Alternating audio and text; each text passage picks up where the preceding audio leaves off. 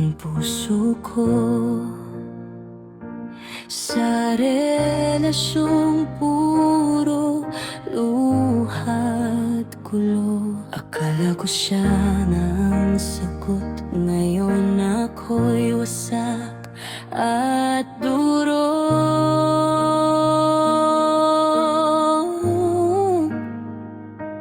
Bakit ako? Bakit laging ako? Tamang tao pero sugatan pa rin. Puso ko'y hirap nang bumangon, parang bawat araw paulit-ulit lang.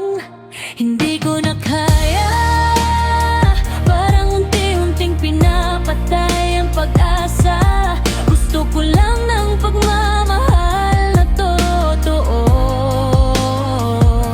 hindi yung puso kong laging sugatan. Bigyan mo ako ng lakas makalaya para sa anak ko, para sa sarili ko.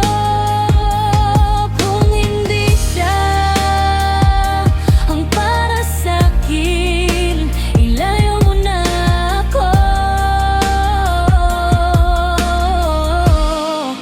Palayain mo ako.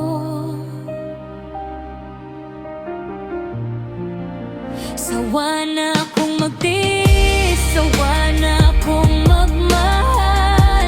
Ngayon paano pa makakawala sa dilim?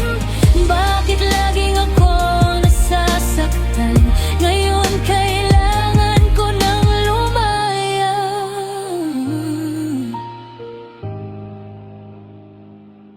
Pagod na, pero lalaban pa rin.